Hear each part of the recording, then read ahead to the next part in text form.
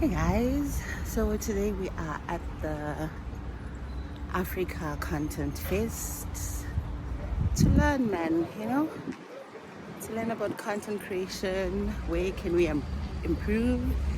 What can we do better? So I'll be taking a few clips with me and putting them on the channel. So come with me.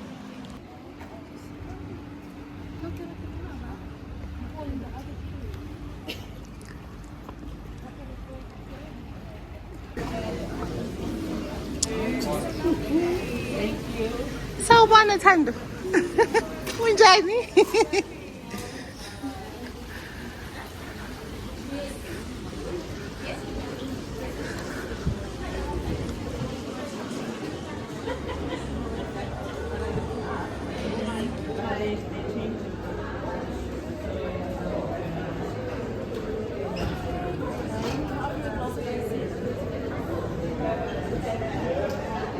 You look so pretty. Can I offer you a glass of JC? Yes, yes, please. Sweet or dry? Let's do the sweet one.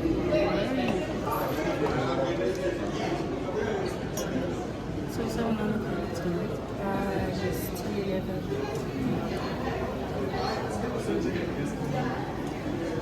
Okay, those are nice tops, eh? Thank you. Thank you so much.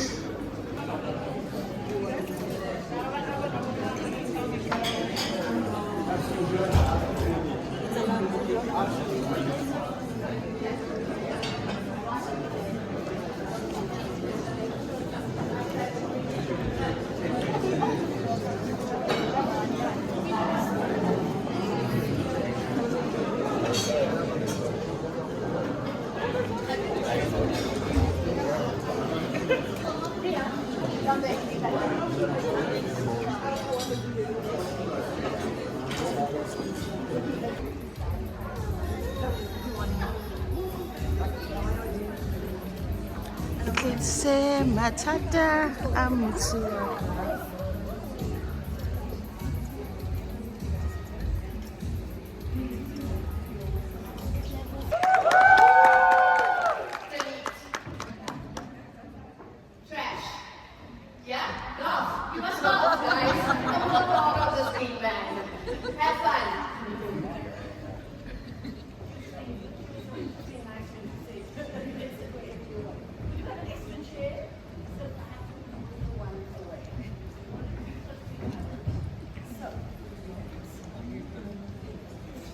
Investing in Africa's creative potential, grand strategies for sustainable partnerships. But enough about me and what we're going to talk about. Let's get our panelists talking and hear what the one thing they believe is what you need to be looking out for to find yourself in the sort of holy grail in this business, which is a sustainable partnership. Live life. Yes, you can. A little bit of both. I don't think my mic is on, is it on? No. Can't hear you then. There we go. Now we can hear you. Hello everyone. Yeah. Still coming. Hello? Is that better? Much better? Can you hear me? Yes. There are people in the room. Yeah. It's so lovely to meet you. My name is Lebo Lion, known as the voice of marketing and your friend in all things, marketing, brand building, and sometimes pop culture. I'm a media entrepreneur and an advisor to brands and agencies, and I help them understand the digital landscape. My stance on sustainability in this space is basically two words: long-term relationships. I'll leave it there. Cool.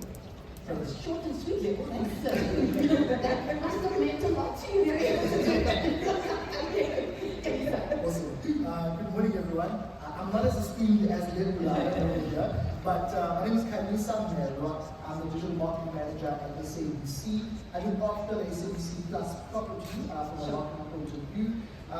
And my stance essentially from a sustainability point of view when it comes to influencers and creators, it's really about collaborating intentionally and also seeing how you as influencers can take back your power in the light of big tech really controlling everything. But I'll expand more on that later. But yeah, that's me. Thank you.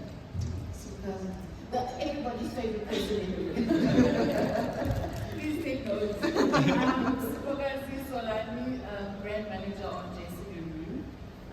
The singular unlock for brand creators partnership in Africa is actually shifting to transactions and to intentional relationship-based partnerships. So too more often we buy posts and measure the likes and we move on. And African audiences see through that. So I think what works the most is inviting the creators inside the brand. Amazing. Asha. My name is Asha Singh, I'm Director at Team in South Africa, that Blue App.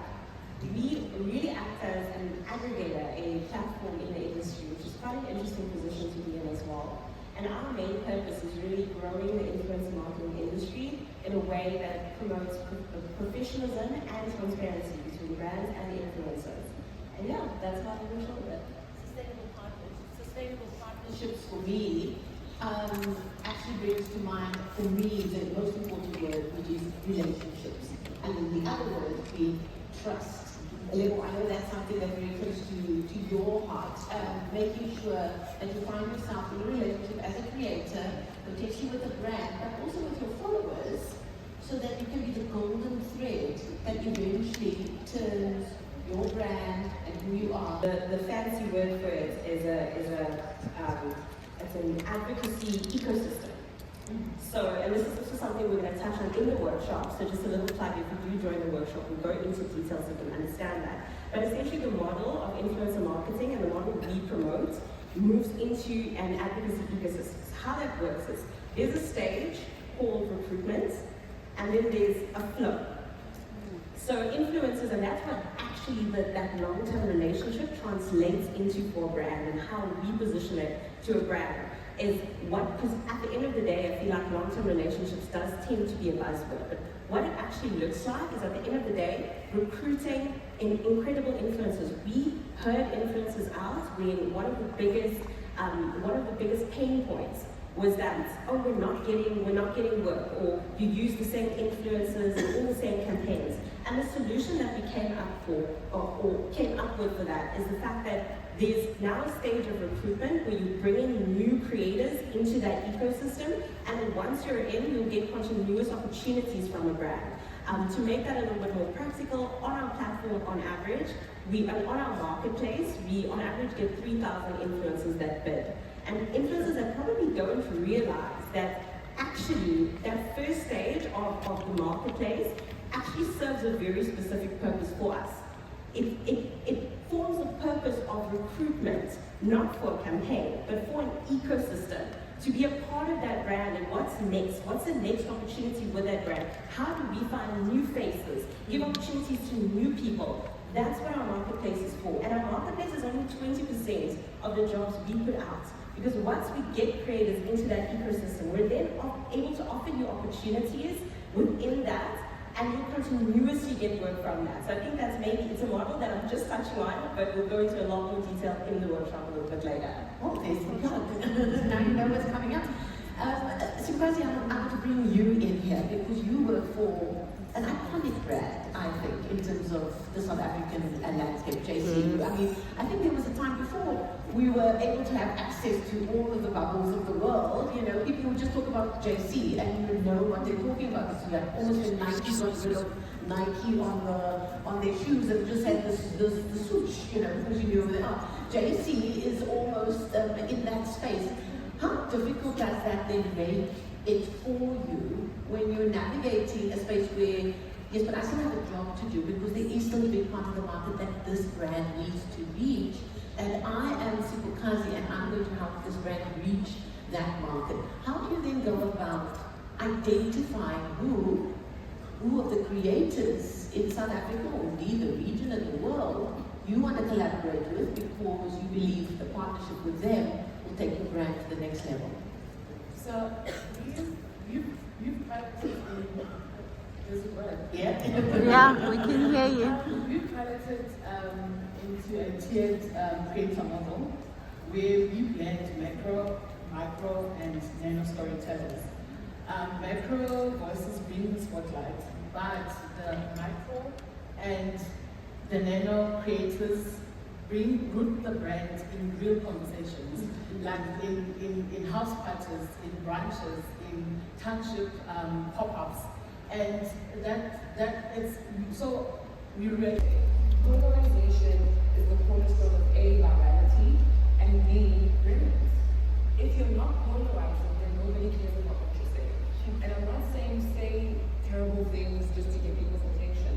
I'm saying when you stand for something, it automatically puts some people off and it makes some people believe in you. That's literally what a brand is. SABC, JCW, not everybody drinks JCW, not everybody's watching SABC. There are people who love it, people who don't. So when you see something as a personal brand, you also say there are going to be people who don't like me, and there will be people who like me, and that's okay. But when brands approach me, they must know what I stand for, so they know if we're a good fit or if we're not a good fit. I think that's how you get the sustainable and long-term relationships, by being rooted in values. And how do you do this? I think a lot of creators need to invest in communication skills, right? Another thing I do is I'm a speaker. I'm speaking for brands. Yes, I speak at a few events from time to time. So I've been honing my communication skill for the past, I don't know how many years, 24 now. So 20 years, more than 20 years. I've been a competitor speaker, etc. So I understand how to communicate. I know what it does for platforms and for viewers. And I think a lot of creators need to start investing in that skill. Watch videos, sign up for things, Toastmasters, it doesn't matter. Learn how to communicate. It's probably one of the most powerful tools in your arsenal. If you can communicate, you can get whatever you want out of the world. And you can convince people to come on that journey with you, your evangelists to come on that journey with you and help you sustain your brand for a long period of time. I mean, we were speaking earlier, and you were saying your first interaction with me was Twitter. Twitter, I was on Twitter 8 years ago. I don't even tweet anymore. Exactly. People put my videos on Twitter, and I'm growing. I don't know how, because I'm not tweeting anymore. I've left the platform. It used to be my most viral platform, and then I got tired of it, and I moved to other platforms. It was the season of Twitter, right? But I've always been able to grow on different platforms because I've had a brand. And that's what people don't understand. And having a brand means you might go a little bit slower, but you'll always make money, and you'll see as the years go by that you keep making more money because you're growing a brand, which is essentially a business. Okay, and if I you needed think to of it hear that way, this. it will change how you move through your career. Asha, we've got a numbers to you. When you are speaking to content creators and influencers and they ask you, but how do I get picked? How do I capture the attention? Yes, standing for something and being authentic and being consistent in the content that you're creating. We know, or even I know, that that's what you need to be doing. But how important are the numbers still, and how much should you be focusing on your data and numbers if you're trying to really turn the brand into a business? I'm actually going to speak to both sides because I really love what you mentioned about the value side of it and personal brands, but at the same time numbers as well. So when it comes to, I think this is a golden question actually, because when it comes to choosing influencers for campaigns, and here's all the industry secrets now. So essentially there really are two sides of it. Yes, it depends on the brand and the campaign. When we look at creators individually, the first side of it is probably the more obvious side of it is numbers. At the end of the day, it has to be a fair exchange between brand and influencer. The brand is also investing in you. And so at the end of the day, we need to be able to prove and we need to be able to show that you are going to prove that value for them. But it works the opposite way as well. You know, it also works in the sense of knowing what you bring to the table. And in a practical way, actually, I think as a creator, it's something that we maybe don't have enough of a narrative around, but really understand the core value that you bring to that brand. And that value might not necessarily be the amount of followers, because I think we all know that it doesn't matter as much, you know, the macro, micro, all of that doesn't matter as much. At the end of the day, you could be an ad creator and you could get incredible reach more than a lot of macro creators, and we've seen it with TikTok especially. And I think when it comes to engaging with a brand, for that influencer to understand, actually, this is the number of followers I have, but this is the engagement rate I bring. This is the typical engagements I get. When someone DMs you to say, hey, I bought this because of you, or they post that story to say influenced by whoever, keep those receipts. I think as a creator, it's also really important for you to be able to say, this is what I bring to the table, and actually know what that looks like. Then in terms of the values, so of course as brands, we do look at the numbers, and when I say numbers, it's generally not, influencer numbers or follower numbers don't really count anymore. They don't really matter. At the end of the day, it's the types of engagement. It's the type of, the amount of engagement you get from your community, but even more than that, it's not that number. It's what are people actually saying in your comments? Is it yes queen? Or is it, is it something related to the brand, or even related to your creativity on that campaign? And that's also another thing that it pulls a lot of value. Again, not all engagements are equal either. So that's the one side of it. Then to actually take it back, just to touch on in terms of the building your personal brand and standing for something. So something that brands are moving towards now when we're vetting, the numbers are one part of it, being able to show what that ROI is one part of it. The other part of it is this creator aligned to our values? Question mark. And I actually want that to sink in, because at the end of the day, it's actually a question that goes much deeper than, okay, this brand is, this is a skincare brand and I post about skincare and I'm passionate about skincare. Is this influencer someone who bashes any brand at an opportunity to? Is this influencer someone who's has posted something negative or passive aggressive or in another influencer's comments negatively? Like, that's actually the level that we're going towards when it comes to vetting. Is this influencer going to provide us ROI? That's one side, that's the numbers, and I think everyone's getting a lot more better at being able to show the value that they prove. But at the same time, is this someone whose values are aligned to ours? And this is also something we'll go more into detail with in the masterclass. Yeah. I think there's another one, the question about ourselves. I'll give two questions that, top two questions from the list is, do the audience really engage with the content creators' content? Are they aligning with the JC rules, venues, unapologetic joy, celebrations? So we look at values and the engagement with the audience. Fantastic, Please. Sorry. It's okay. There we go. Can everybody still hear me? Yes. I think just one thing that I think influencers should also think about when engaging with brands is trying to really understand where that business is at, right? What that business is about, as opposed to just receiving an agency and then just creating content. Truly understand where the business is at. Are they trying to get more followers? Are they trying to have some kind of business impact? Where is the business at? Ask yourself those questions. Ask the brand managers those questions as well, because I think that's going to play a huge role in the way in which you create content and how you partner with that brand on a long-term basis. Before we are going to be opening the floor just for a few questions, unfortunately time is not our friend, so we won't have as much time for questions, but we are going to take questions. I mean, you straddle the space between creators and business. Yeah. So what's great, because it means that if both sides pay attention to what the voice of marketing has to say, we'll all live in a much healthier space. But at times, mistakes happen. Yeah. Influencers or content creators make mistakes, and so do businesses on either side. And I suppose in life, our parents, our aunties and uncles would have taught us, falling is one thing, is what you do to recover afterwards. That's the most important thing. What is your take on if an influencer gets something wrong, if a business marketing department gets something wrong, or a platform gets something wrong? What for you is the one thing that they should always keep in mind when they are trying to decide, okay, God, can I leave the country, or what should they do to recover? This is also quite a tricky question to go into, simply because there's so many moving parts in that, right? There's reputation management, there's understanding the business side of it, and also just seeing how brands are moving through this very. I think I should also follow you. Can you hear me? Yes. Much better.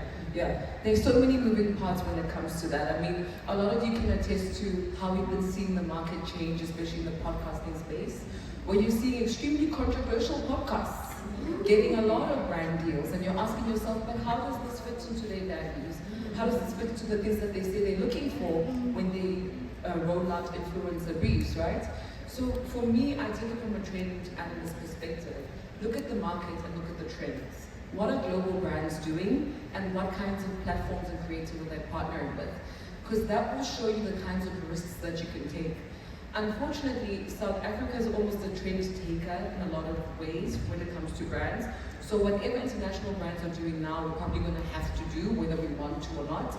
But obviously it's different with local brands like a JCW or an SABC, where they have agency in how they navigate trends. They can set them because they're more culturally plugged into this market. But other brands aren't. So they give us briefs from overseas, and then you have to follow suit with whatever the trend was then, and it comes here much later. So if you look at their trends, you'll be able to see what kind of people and platforms they're trying to invest in when they come to the continent, and how you should be moving through your content. This means that even the concept of controversy, for example, changes. It's fluid. It depends on the season, it depends on the culture. If the culture says, we want people who speak about X, Y, Z in this way, then that means it's okay. But it might not be appropriate for certain brands and other cultures. Does that make sense to everybody? Yeah. So you really do have to look at the trends and say, what are brands looking for? Where is this brand located? Is it an international brand? Is it a local brand? What kind of cultures and communities do they serve? And then you'll be able to see, am I even aligned to the cultures that they serve in the communities? If I am, then I must follow suit with what they're showing to the market. And if I'm not, then let me go find the brands that are aligned to me. And some people will say, but you know, as a creator, you have to eat you. You don't have the luxury to choose brands. But I would say you actually do. It's imperative for you to choose the right brands. Because if all you're doing is trying to get yourself to work with any brand, you will be broke, trust me. You will not make a lot of money for a long period of time. And also when brands are looking at your platforms, they're thinking, who's this person loyal to? Like, what are they really about? Because they're working with a million people all the time. Like, what are you doing? So stand for something so that you give yourself room to showcase the best parts of yourself to the right brands.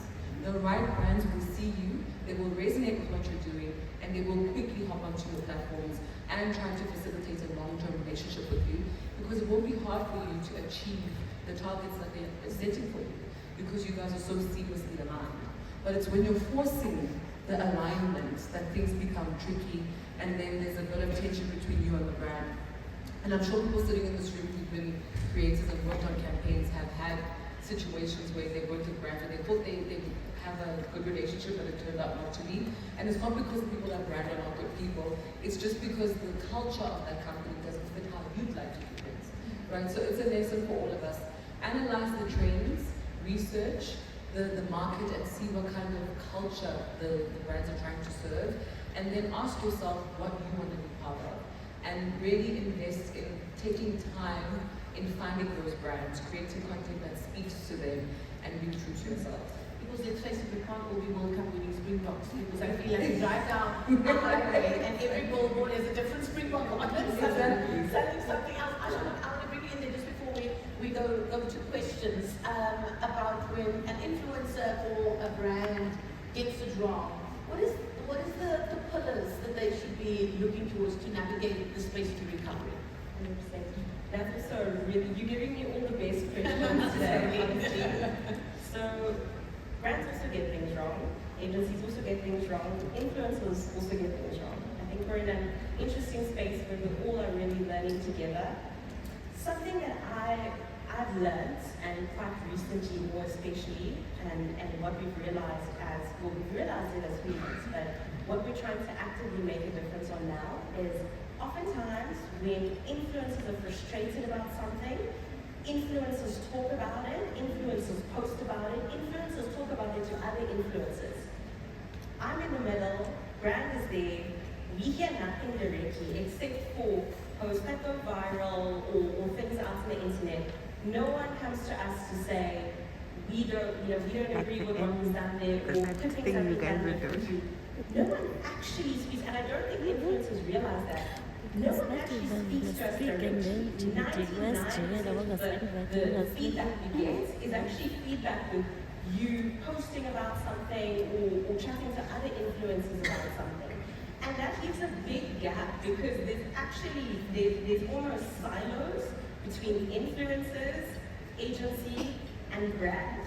And I won't lie, that's actually mainly our job and something we're actively wanting to do going forward is we're in a unique position where we talk to both of you equally. Even though you don't always tell us your pain points, we have that open line of communication with you, which oftentimes brand doesn't have.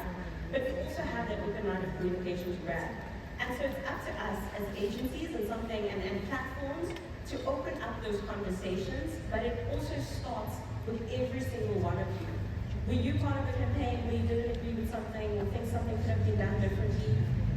Why don't you tell the campaign manager? Why don't you tell the brand manager? Why don't you tell humans?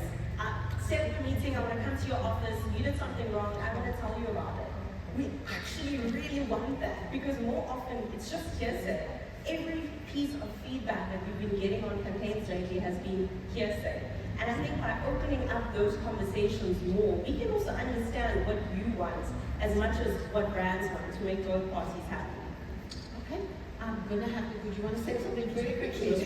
Sorry, I think my input when it comes to what do influencers do when things go wrong, I come from a corporate background, so we have policies, right, in organizations. Those policies basically dictate what you should do to prevent certain things, but also what you should do when those certain things go wrong, right? So it gives you that guideline. So I think influencers, to what they were saying, that you need to see yourself as a business. Businesses also have policies. So you need to think about how you draw up those guidelines for yourself to A, prevent any possible things that might happen. So, before they happen, you need to have a guideline for yourself, but also step up that guideline for when things do go wrong, so that you can say, okay, these are the steps that I need to follow as this personal brand that I am. So that's just my 2 cents when it comes to that. Okay. No, that's actually good. That's If actually we good. can get the roaming mics going, that would be use it for and how do you grow it. But I know a lot of the commercial conversations happening about personal brands is really about people just saying, it's all about you being authentic, and if you stay that way for the rest of your life, people will stay with you. But as a personal brand, you're a business. It's your commercial DNA, right? It's not everything that you are. It's the parts of you that you can use to access opportunities and to build a life that you love and a career that you love. So that means that you're thinking about it intentionally and you're creating a strategy. This is level now in 2025, September. This is what I think I want to become. This is the plan I have for that. As you're building or rolling out that plan, you listen. You listen to your audience. You listen to all the stakeholders who work with you. And they feedback about you. And then you use that to amend and iterate this personal brand that you're building so you can refine it into something that fits whatever you're evolving into, right? Because you could think that you want to become, I'm going to use something very random, let's say a pilot, right? So you start studying and you meet people in the industry, in the aviation industry, and you realize, actually, I'm really good at this. Maybe I shouldn't become a pilot, maybe I should become something else in the aviation space. And that comes from listening and experiencing different things on your journey to becoming what you thought you wanted to become. So it's not a rigid concept, but it starts with a definition. What is a personal brand to you? Then build around that. Life lessons being taught there. I know you probably want to say something, but we do need to get you one last question because time is against us, Sasha. If we can have the lady. Everything, it's essentially a digital footprint.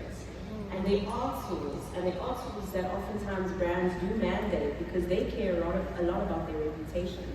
We actually vet, and it pulls through every single thing, every single post, or like everything that is attached to your digital footprint. Now, and I think it's maybe a realization that it's crazy, but it's really important, and it's also going to tie into the second part of it. There are so many fantastic creators that maybe 5 years ago have posted something that it could be considered a brand risk. It can be picked up. Every single thing you post from your socials can be picked up and at this very moment is increasingly being part of our vetting processes. I think that's maybe the first hard reality, and that includes comments from other people. It includes everything attached to your social media account. So that's the first part of it. The second part of it is it is tricky. I get you, especially with situations where there was something that escalated and your voice was attached to that. But my advice would be, so firstly the fact that it all is picked up and it all is increasingly being part of vetting processes.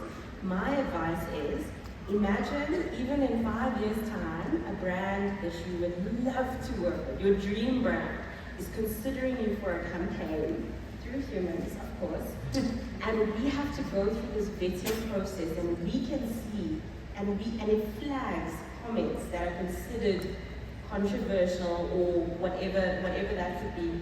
Would you feel comfortable with the brand seeing you say this? Now, it's not to say we need to silence ourselves. We are South African. We have lots of points of views. As long as what you say is aligned to the values you're putting out there, then it's fine. But think about what are the values you're trying to put out there, because at the end of the day, a brand is looking for creators that align with their values. So if you in this comment 5 years ago didn't, it's also difficult when it does get picked up. It's harder to rectify it later, as opposed to, actually, JC LaRue, my dream brand, if they had to see this in 2 years' time, they wouldn't work with me, then rather don't comment it. Or my version is, if you can't say that loud to your mother, then don't put it on social. Simple. See, life lessons here. I think we're going to have to leave it there. Unfortunately, we're not going to have time to do closing comments, but I think we heard numbers. Here is engagement numbers. 4,000, 3,000, 9,000. Pick the middle number. Out of the 9 in the grid, pick the middle number. That's what your average-ish going to get. Down the middle. How many tasks? Okay, let's just pretend it's 1, but we've got 2 on this one. Take our views. So I want you to focus on media engagements, forecast engagements. All that's doing is saying, if you post 2 tasks, you're going to get double. Are you guys with me so far? Yeah. 10,000 by 2 is 20,000. They've added here, which is so cool. Have you ever asked a brand, if I overachieve on my targets, do I get a bonus? The law of reciprocity. So obviously when it comes on, when building those networks and connections and you coming to lean on them and get something from it, you should always be a little bit cautious as to what you are asking of them, because the law of reciprocity states that it's a natural thing for people to now expect something back from you if you ask of them a favor. And then the third thing was that you can make the opportunities that you want, you just have to be brave enough to ask for them. So, and that's it, you have to shoot, as you say, I think it was like Wayne Gretzky or something, who said like you miss 100% of the shots that you don't take. And the worst thing that someone could say to you is no. And then we move, right? You spoke about the power of the pill, that all you can just do everything, which is what I realized Jax does. About Years. That was my first campaign. They were like, shoot something with stairs where the doors had opened and we were finding out to leave our houses. But I think the reason I got that opportunity is because whenever I was on social media, I've always just been myself. Like, one day, when I used to drink, I'm hungover, like I'm giving you a tutorial on how to not be hungover. Then there's like, content that matters. Yeah, I always thought people take social media too seriously. I won't lie to you guys. So yeah, I think that was the whole thing for me. If we're going to speak about authenticity, I've always been myself. I've never seen the pressure to be perfect on social media. And so slowly but surely, that started a ripple effect of me still doing my day job of doing events and running this marketing agency, but working with brands as well. And I guess the lesson from that was I learned how to maintain brand relationships, how to work with brand people. So a silly example is that if I get a brief, I send my own concept document back, before I start shooting, because I've been on the other side where the marketing manager is like, we need another reverse, we need you to reshoot it like this. So I'm not paying for that. I'm a cheapskate, so I'm not paying for that. So yeah, and then last year, after 12 years of running Until, I decided I was done. Sure. Yeah, and I quit. And walked away from your baby? Yeah, I walked away after 12 years, guys. Don't lose. I'm done. I'm not going to write my own briefs, as it were. Look, hi guys, again. So I think for me, I started off my career as a copywriter. I worked in the advertising industry as a copywriter. My handle on Instagram is DAPP. I used to love writing. I used to enjoy writing from my school. And from being a copywriter, I fell in love with social media. And I thought then that so good at like strategy behind the brief, you know. And I did that for a good 5 to 6 years. And then I didn't like how agencies were so agency-ish. Yes, I didn't like that. And then I was craving stability so bad. And eventually I got a job in corporate. I worked in corporate. I didn't fit, guys. You know, I didn't know this for myself. I don't say I'm unprofessional, but I'm trying to look for the right thing for their part. Yeah. I don't fit in corporate. I tried, you know, like, even the emails were so hilarious to me, like, what do you say, what do you mean? But just your walks to work. I mean, it's like you're saying this person is walking to work and it's so lovely and refreshing, and I know it's such a great office that made no sense to me. So it didn't make sense. And dear colleagues, Once we are aligned, can we still invest too? So I remember when I started, so I did content before, so I was always interested, but I was just so shy. I would always sit at the back. Shy? Yes. You? Me? Wow. But I'm not Did you know somebody now? So I used to be the guy who preferred sitting at the back. I used to avoid the limelight and now the lights on me, you know. And I remember when I started documenting my life, and I think TikTok for me was a platform that kind of made sense.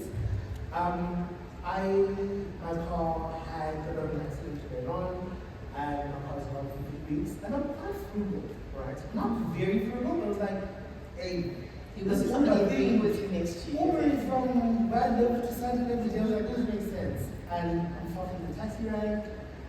Gaubas is also quite far, but you know what? I got these.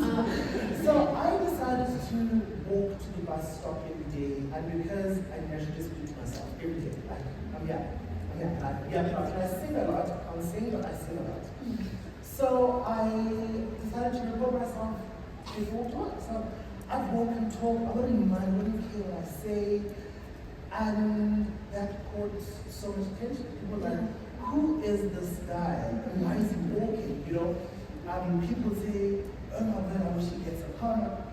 Oh my God. I realized You're just working on your steps. yes, and also because I didn't fit in corporate really, it gave me, I would get to the office in such a good mood because everyone in the office is so somber and so, like, why are you grumpy in the morning, bro? Like, I just said hi, you know? And I would walk to this bus and I'd be so excited to go to work because I love what I do. I was so good at what I did. You know, I'm good.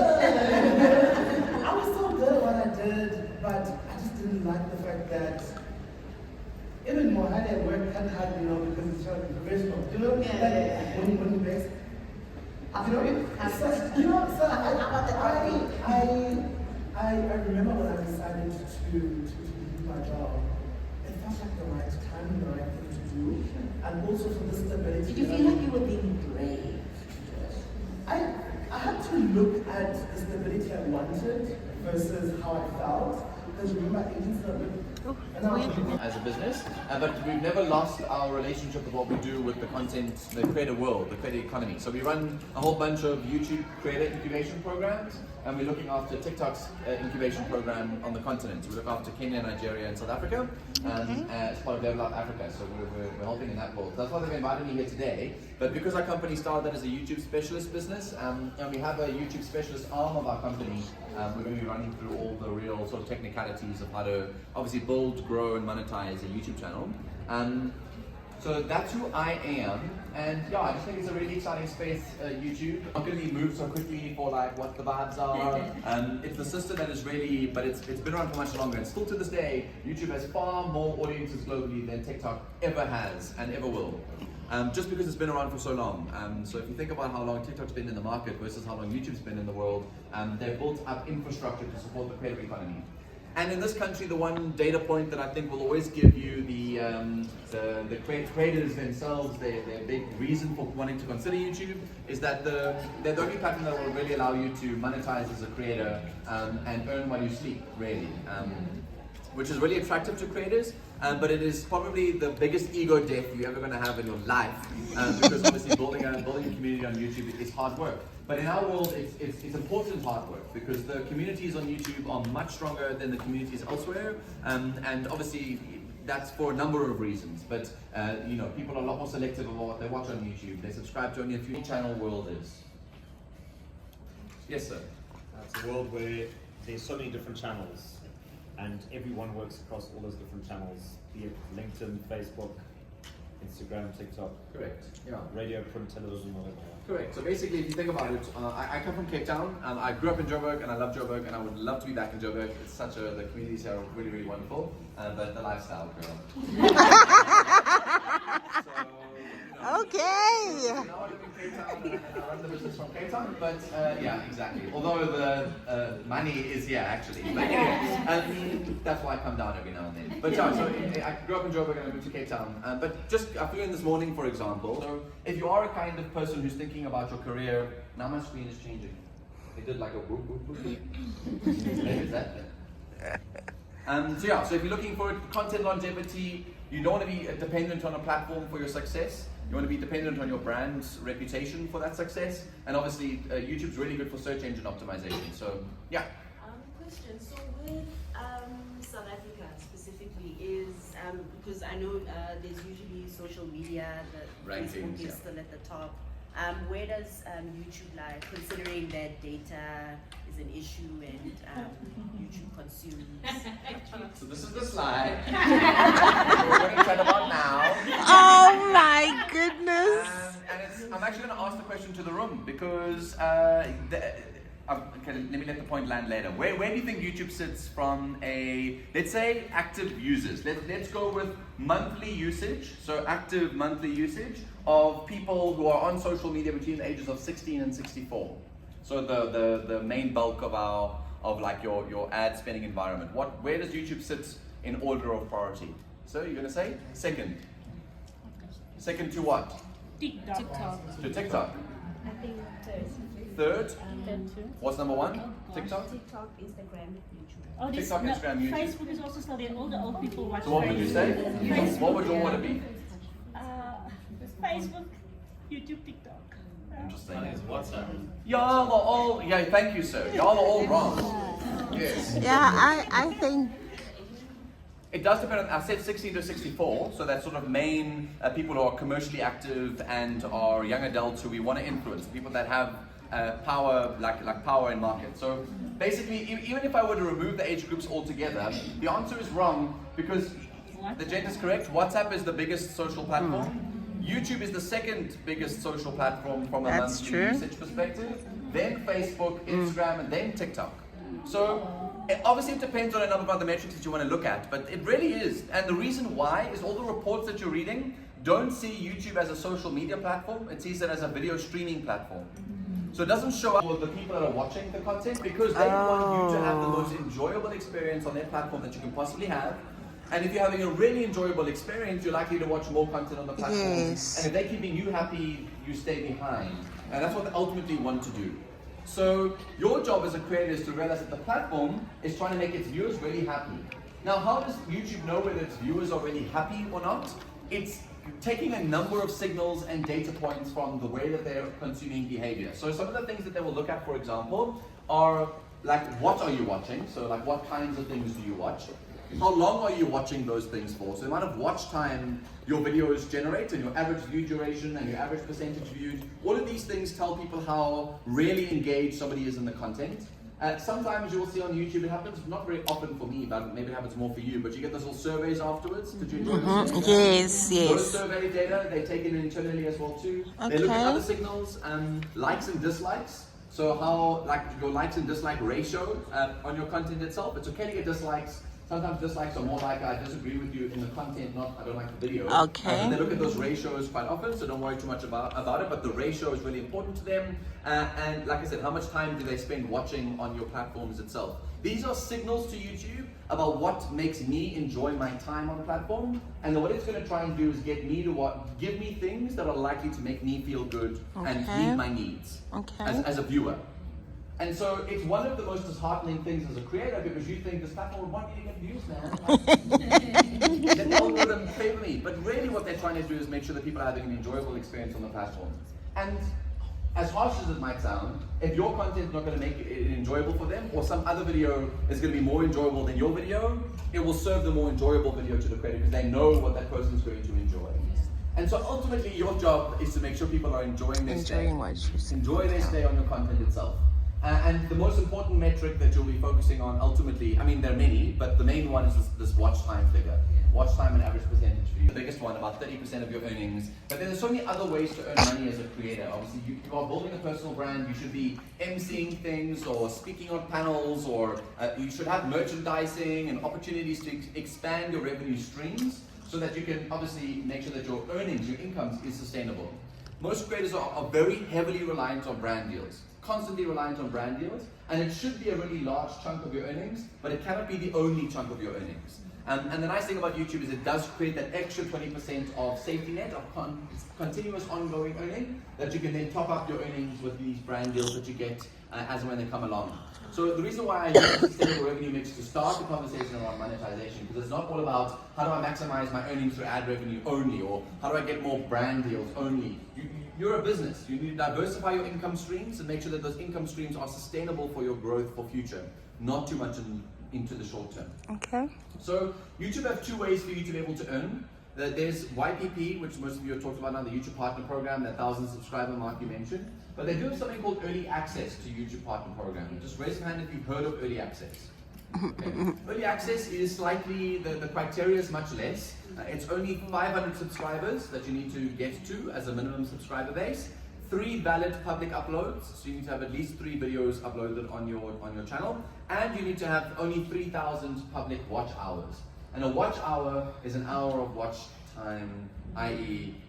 3,000 hours of watch time on your content. It sounds like a lot, but for YouTube creators it's not too hectic. If you are consistently produce long form, it's much easier.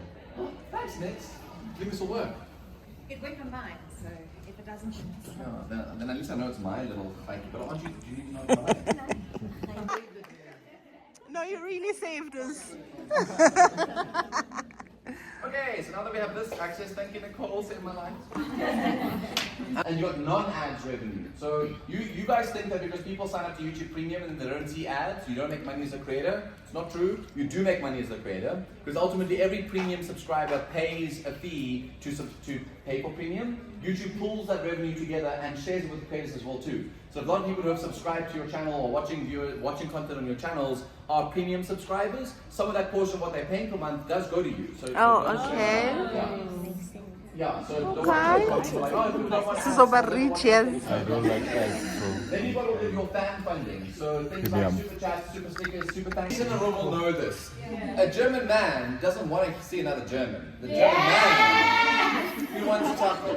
Okay? So, although you're saying use a twang, people don't want to see, they don't want to see somebody in Australia doing Australian things. They're quite interested in our territory. They're quite interested in storytelling. So, tell good stories. That's the most important thing. And the world is interested in our stories currently. And so, I would really consider the lifestyle space. You hyper-regionalize. You go look, your feel, your style. Try and consider, how do I globalize that view? What would somebody else also be interested in as well? And then you never know, somebody might find you in time and you slowly but surely grow up an international audience. So for example, one of our clients is Takalani Sesame, and we love Takalani Sesame. We all grew up with Takalani Sesame on our TV screens. I'll be planting here today, and we're going to sow some more seeds today with our conversation. The future of creator brand partnerships, trends, technology and opportunities, and industry guardrails. It is a mouthful, Joe, we need to work on that.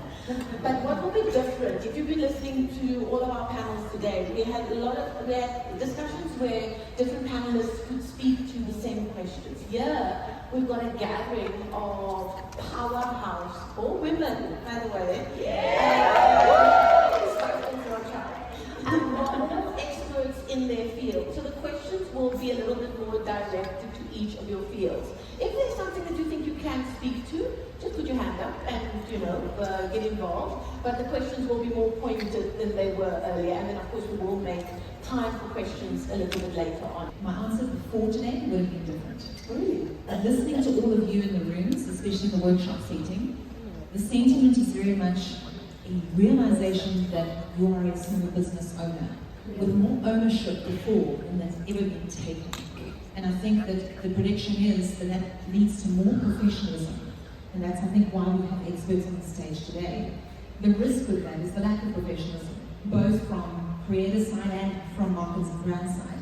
And the onus on us really is to make sure that we're sticking to best practice, that we're following our golden rules. There's only about 5 of them, to make sure that everybody in this landscape wins.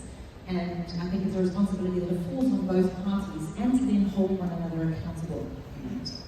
Casey, big bold prediction and what the risk is that you're seeing on the horizon. Surely, I think Nicole is really spot on in that you guys are small businesses and it's really scary. I mean, are you doing your tax correctly? Do you seek legal advice when you're signing contracts with brands? And I think from the IAB's perspective, we're also really geared in educating creators around these spaces. It's really tough for you guys to go and seek out professional services. You just can't afford to, unfortunately. This is a creative world, man. You're paying for gigs and you're paying for product that you need to shoot. You're hiring videographers, specialists.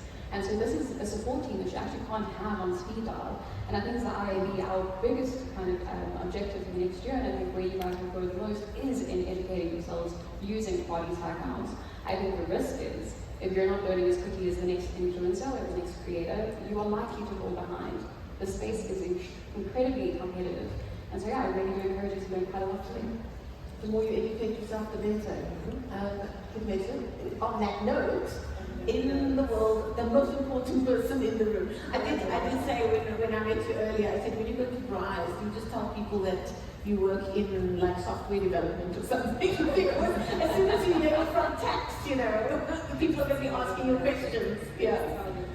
Go ahead. For me, it's almost done. Can we hear you? No. Hear me? Am I audible? Yes, no. That's better. Yeah. Much better. Okay. So yes, no, I don't talk people when I work in tax, but tax is, I think the old adage is, in life you're sure of 2 things, which is death and tax. Everybody in this room is not being affected by yourself by the first, because we're all alive. So the only other thing that affects us now here is death and tax. This is kind of on the radar of the South African Revenue Services, but it's on the radar internationally. Organizations like the OECD have pillars, taxing the digital economy. You now operate in the space. So it's thank you for the invite, so we can discuss what exactly is it that's your obligation.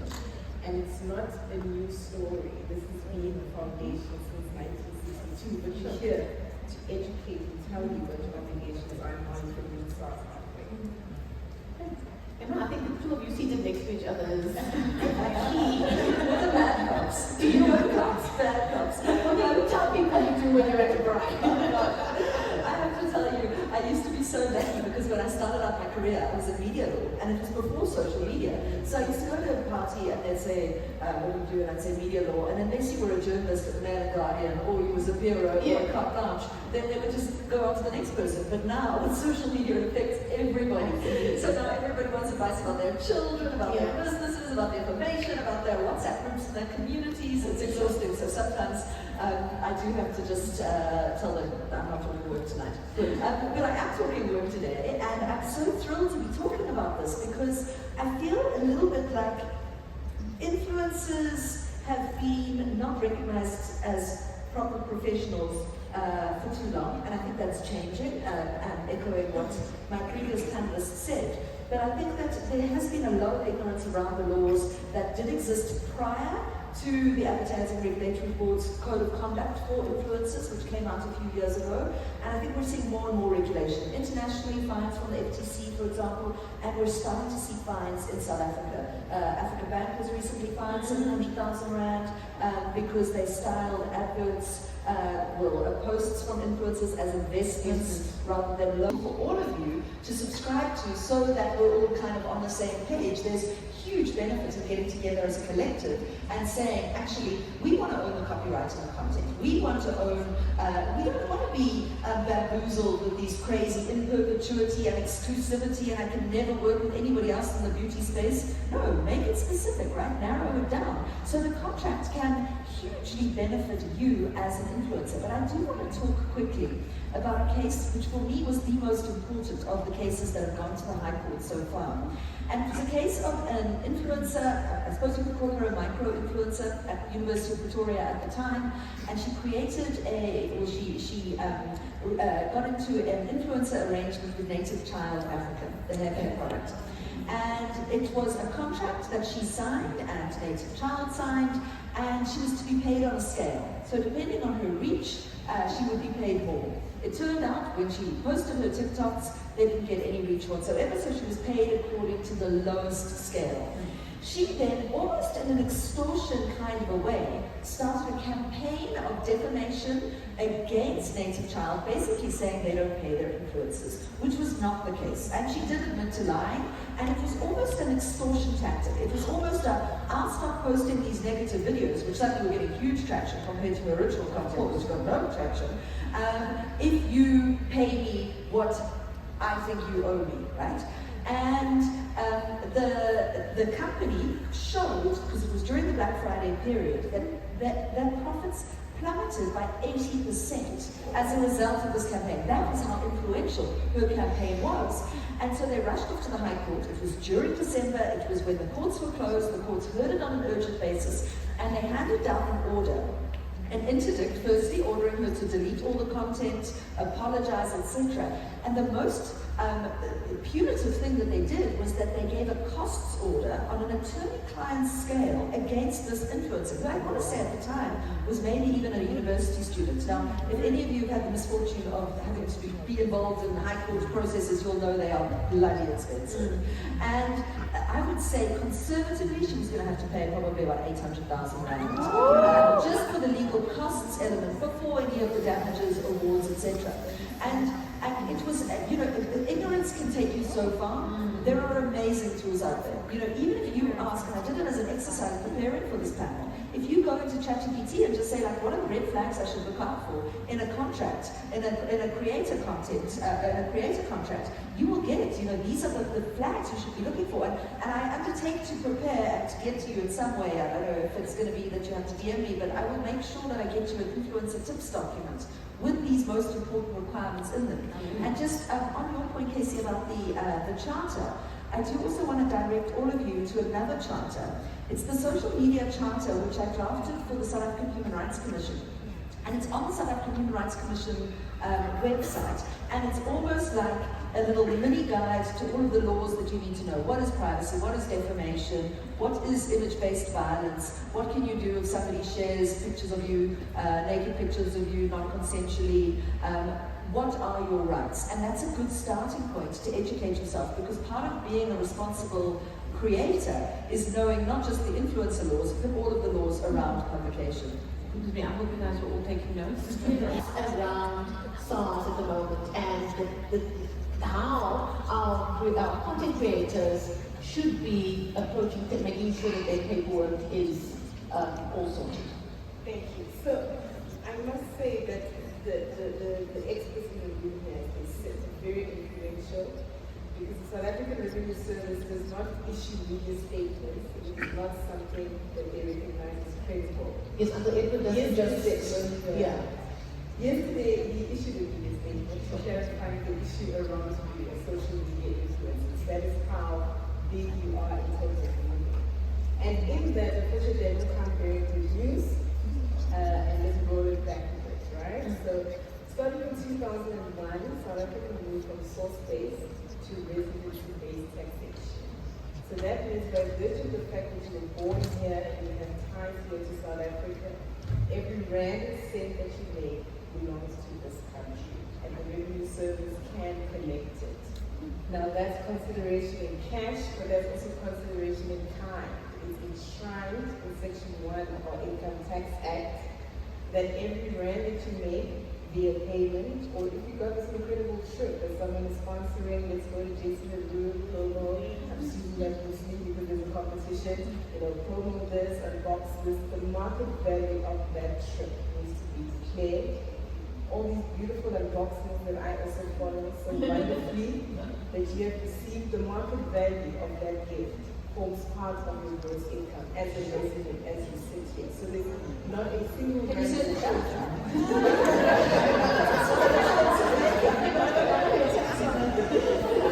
Right, and that's what happens when you go to the agency. So on the one side, tax works with an in and an out, right? So when the brand has sent it to you, it's an expense on their side, they're deducting it.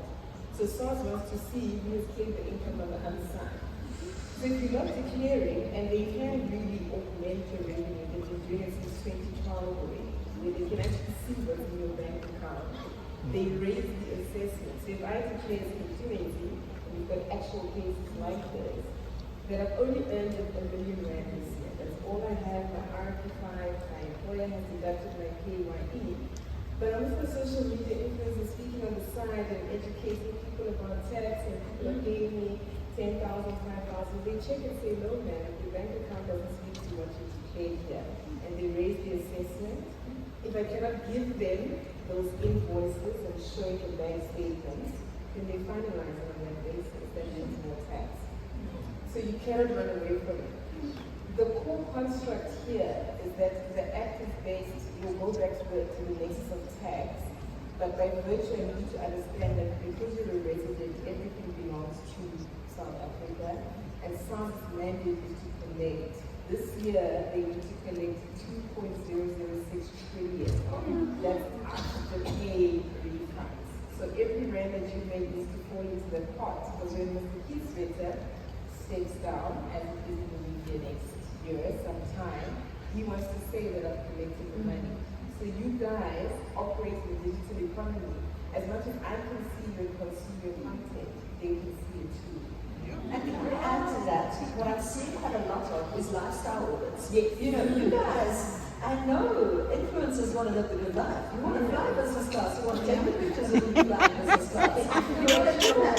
Cynthia was talking about adding it to your highlights. I'm not laughing. But, if you're declaring that you're not earning that much money, and then you're living the life, there is a disconnect, and all content on social media can and will be used as evidence in court cases and in assessments.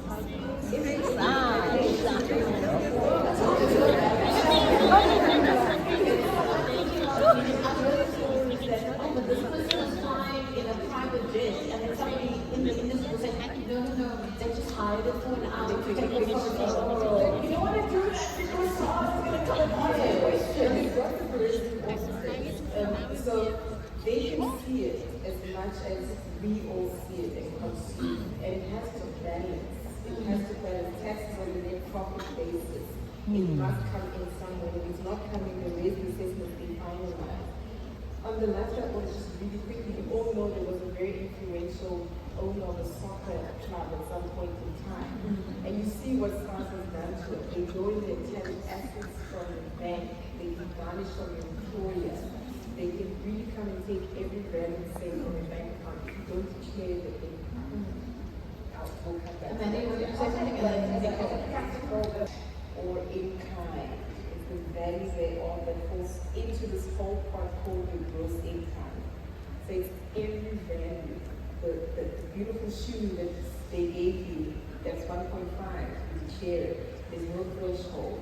It will go out via exemptions or allowable deductions that you guys do have, and you can claim yourselves will legitimately give it to you. You can show them the basis upon which you're claiming. But the starting point is that you have to declare everything. If you don't, and you don't register, it becomes a massive problem. SARS is actually setting up a separate unit just dealing with the gig economy and social media influence. Like you do with not paying national clients. So this is something we get quite often, is the question, what is a trade exchange worth? I can't pay school fees. However, every time we do a contract on the Humans app, there is a value attached to a trade exchange. Even if it is a piece of makeup or a trip, it has an inherent brand value. Why? It's not just the tax, it's because you are now committing a certain value in exchange for that product.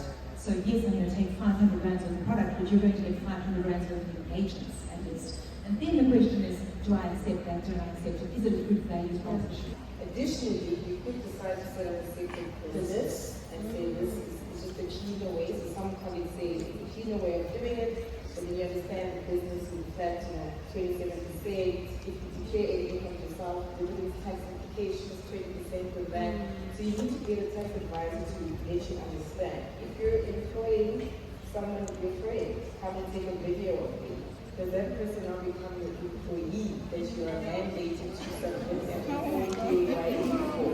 Because that is the enforcement of the act. You have cost run videos, have you registered for that? You're paying your input, have you paid out? There's so many things that you need to understand over and above the brand. I just have one thing that you said there, and that is the sort of the side hustle. And it's not strictly speaking influencer law, but I speak pretty much, or certainly on a weekly basis, sometimes a daily basis, to corporates about the kinds of issues that they're dealing with. So it's often sort of how else to get fired on social media, what are the issues with the work WhatsApp groups, all those kind of things. But one of the questions I'm being asked by just about every corporate and every conference I've spoken to in the last few months is, can you address the issue of side hustles? Where we have employees who have a side hustle. So, so sometimes they create content at work, sometimes it's day in the life of a corporate hum. And then there's the other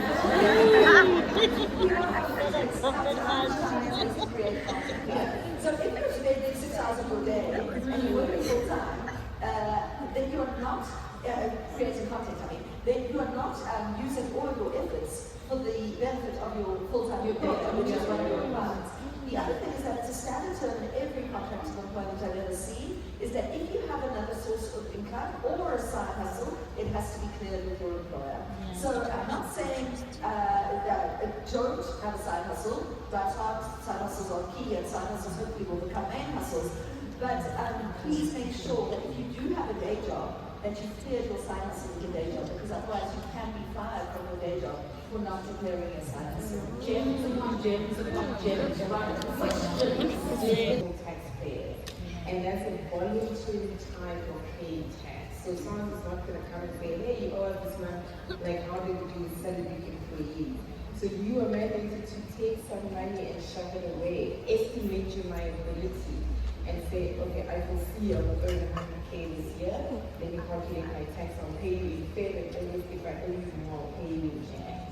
Or they'll pay you back if you pay too much. So it's spread over the year that you have to register for provisional taxpayers. Very interesting. SARS actually invites provisional taxpayers to be auto-assessed. So you also make your life easier when they auto-assess you. So it's based on voluntary compliance, but the starting point is cash, anything in kind is gross income. And you work it down from there as to your exemptions and deductions. And if you still have questions about that, do they DM you? Who should they contact? Rather get a qualified person to help you. Don't take everybody's advice when you're whatever. So at the end of the day, we're the largest SARS recognized controlling the audience. We have this expectation. You're welcome to contact us. We can put you in touch with the tax practitioner who we have vetted, who can give you the information how to be compliant. Because it is becoming, you guys have disrupted a lot of the market here, and you guys are on SARS radar. It's better for you to be just, take good words from the beginning. What SARS did say yesterday was that they were going to invest in education and webinars, and hopefully that will give us some tangible tools and guides of how we need to go forward. And I actually have proposed that you guys need to sit and collaborate with them. So I'll put in a good word and we can solve other issues on Friday.